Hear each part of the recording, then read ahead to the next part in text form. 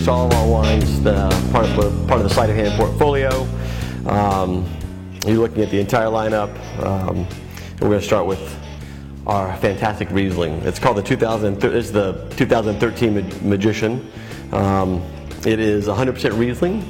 It's from a vineyard called Evergreen Vineyard, which is located near the Gorge at Gorge Amphitheater in George Washington. And we've been making this wine since 2007. The first few vintages had a little Gewürztraminer blended in, but since 2011 we've been 100% Riesling from Evergreen.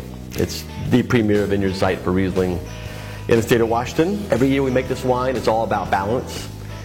We don't look for a specific residual sugar number. What we want is that perfect balance between acid and sugar. We don't want people to walk away thinking it's a sweet wine, but we don't want people thinking it's necessarily bone dry with no sweetness. The sweetness comes across more like fruit sweetness as opposed to sugar sweet. Tons of tree fruit, so it's green apple, pear, minerality. Again, very racy acidity. It's amazing food wine. People think of it as a summertime wine, but really it's a wine you want to drink all year long. Obviously great with Thanksgiving. You think about Riesling and Thanksgiving and Christmas, but it's a really fantastic food wine. It's a wine that every chef we do a dinner with insists on having as part of the lineup. Yeah, and it can, sometimes it's the first course, sometimes it's the second course, and sometimes it's dessert. So it's interesting to see how the chefs work with it. Next in our lineup is the Magician's Assistant Cabernet Franc Rosé, our version of Summertime in a Glass. We picked the grapes a little early, so it has a nice low alcohol. We like Cabernet Franc because it's a varietal that you can pick early and still get really nice varietal notes to. It's the one wine that the third partner in the partnership, my wife, is involved with, not just because she is the floating lady on the label, but because this is the wine that she really wants to make sure fits her palate. It is bone dry, really crisp. It is another great food wine, especially terrific with barbecue. We sell out of this every year before the end of rosé season, which according to Tom Douglas is now a 12-month-a-year season. But it's a wine we really made originally for our own pleasure, and found out that we weren't the only ones that were man enough to drink pink.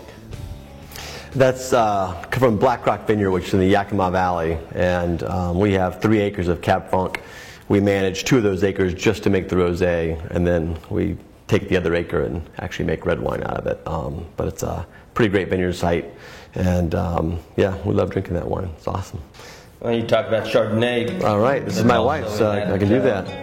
That's right. So this is Old Vine Chardonnay. It's from a vineyard called French Creek, which is, as a crow flies, probably 2 miles from Black Rock, which is sort of southeast corner of the Yakima Valley, getting close to Benton City. This vineyard was planted around 1980. It's an old Wente clone of Chardonnay. The original block is 10 acres. We have 2 acres that we work with. Our friend Damon Lalonde is the vineyard manager there. And we've been making this wine since 2007 as well, since we started the winery. Stylistically, we don't use any new wood. This is barrel fermented in neutral barrel and surly aged. We are picking for flavor and acid, and this particular vineyard site seems to retain its acid very well, and so we think about if you have a benchmark for it. This is more Chablis-like than it is anything else. It's amazing minerality. Again, you're not looking for huge oaky, buttery components in this wine at all. It's almost like a naked Chardonnay, except the fact that you have the oak component allows oxygen to soften that wine up. It sort of balances out the racy acid and mineral profile of that wine. Really, really unique Chardonnay for Washington State, and we get that comment all the time in the tasting room about, especially people who say they don't like Chardonnay, and they come through and taste this, and their eyes kind of lighten up a little bit and say, oh wow, I had no idea Chardonnay tasted like that. And that's because you're actually tasting the grape, tasting the fruit, tasting the vineyard site. Conjurer is a wine that we started making in the 2011 vintage. The idea behind it is to create a wine that is going to be approachable young, still has some ageability, although it's not in the weight class of our reserve wines. It's a classic Bordeaux style blend, Cabernet Sauvignon dominant, with Merlot and Cabernet Franc bringing up the rear. great aromatics on this wine. It is the classic first impression, good first impression wine. It's got soft tannins on the finish, great fruit. It's aged for just about 11 months in French oak, although we use very little new oak on this. Again, sort of like the Chardonnay, this is really about the fruit, really about the vineyards and letting them shine. So. Yeah, that's easily the most popular wine that we have at the winery right now, partly based on price points, under $30 retail, and it definitely over-delivers for the price point. We'll move on to the Archimage next. This is, I'm glad I get to introduce this because it's probably my favorite wine that we make at the winery. This is our, I would say, a right bank style blend. I like to call it our homage to Cheval Blanc. It is a Merlot Cab Franc blend every year. The percentages change a little bit every year. This particular vintage is 54 Merlot, 46 Cab Franc. The new vintage 2012, which we release next year, is actually Cab Franc dominant with a little less Merlot in it. Those are two varietals that do very well in Washington State. We work with some amazing vineyard sites for this wine. We work with Blue Mountain Vineyard here in Walla Walla for Cab Franc. And we work with Red Mountain Vineyard, Scootney Flats, Vapiano for our Merlot. It's about 30% new French oak, all free run juice. We're separating our free run and our pressed juice during harvest, and set aside the free run juice. He's a little more new oak. Final blend on this is anywhere between 30 and 40% new every year for the barrel program. 2011 vintage was in barrel for 23 months. We don't have a rule about when to bottle those wines. The 2012 we bottled a little earlier. The 11 need a little more time in barrel. But classic Cab Franc notes, you get that big, beautiful herbal component. It tends to be red fruit dominant, and so you get this great red Bing cherry flavor profile. Really well integrated tannins, but I love smelling that wine. That's kind of my first impression, is sticking your nose in it and getting that big whiff of Cab Franc in there, and it's just awesome wine. Year after year when we release this wine, it is approachable almost immediately. That and the fact that it has a real elegance to it. It's just literally silky on your tongue as you're tasting it. It's just a beautiful, elegant wine. We love making it every year. Well, just like the Archimage is Trey's favorite to make every year, the Illusionist is my favorite. I'm really a cab lover, and so getting to sit down with all of the spectacular lots that we have from year to year that go into this wine is really my favorite time of year. Illusionist is our Cabernet.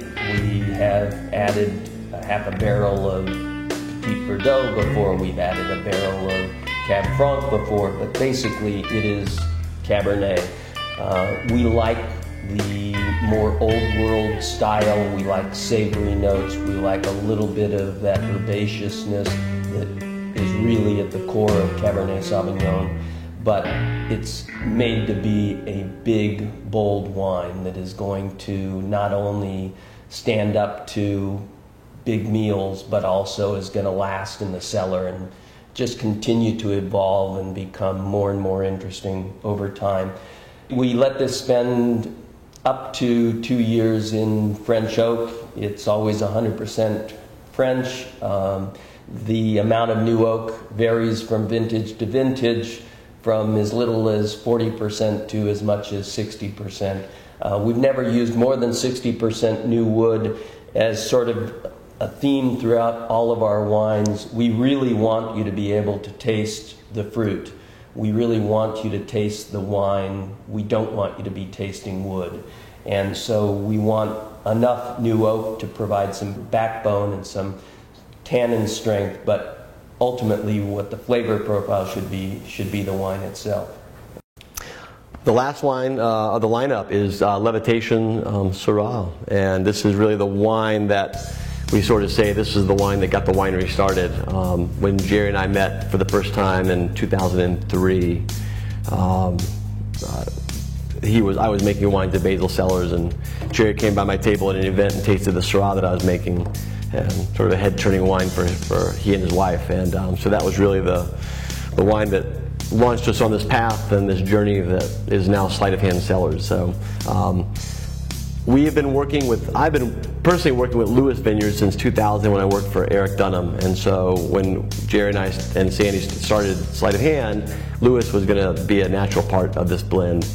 We also picked up Lake Helene Vineyard in that same vintage. And now we have our own estate vineyard planted in the rocks, which we were at yesterday. And that's called Stony Vine, and that's also a part of this wine. So this is a blend, this particular vintage and going forward in general is going to be a blend of several sites. It's 100% Syrah. There's very little new oak on it. I think this vintage was maybe 15% new French oak. Spends anywhere from 14 to 18 months in barrel, again depending on the vintage. This is everything we love about Washington State Syrah. It's one of the great grapes for this state. It's savory. It's got amazing fruit from the Lewis Vineyard, which is a bright red raspberry component, almost like raspberry compote. But you get the savory components from Lake Helene and from Stony Vine that blend back into that. So it's a very, very complex wine, beautifully balanced, and as a wine that is going to age gorgeously. I just drank a 10-year-old bottle of Washington State Syrah last night, and it was fantastic, nowhere near tired, and we kind of think the same thing. I noticed on our label notes, I think maybe we put, I think I've increased it a little bit. It used to say like 7 to 10 years. Now we're moving it up to 15 as we're drinking some older Washington Syrahs and seeing how great they are at 10 years. So definitely a wine that will age, but drinks great right out of the gate. Yeah. One of the things that has sort of across the board been part of our evolution is the discovery of how well these wines are aging. I mean, from as simple a thing as to taste a 2-year-old rosé and go, huh, and here we thought it was only good for a few months, to the Syrah, the Chardonnay. I had a bottle of 07 Chardonnay 7 years in, and it was just spectacular. So all of these wines, we want them to be drinkable now, but we want them to age as well, and that's what we're going after. We love big aromatics on our wines. We love wines that are varietally correct, that when you pick that glass up and you smell it and you taste it, there's no question in your mind what it is that you're drinking. That's sort of our philosophy when we're sitting down putting these wines together every year. Making a wine that's approachable now and that's going to age is, I think, part winemaking. I also think it's Washington. And so where you think of Old World, you think of California, we are the perfect mix of the two. We've got a sense of place, and we've got this elegance and earthiness that you would find in Bordeaux, but we've got amazing fruit and amazing density that you would find in California, for instance. And so it's a perfect match. And that's our show.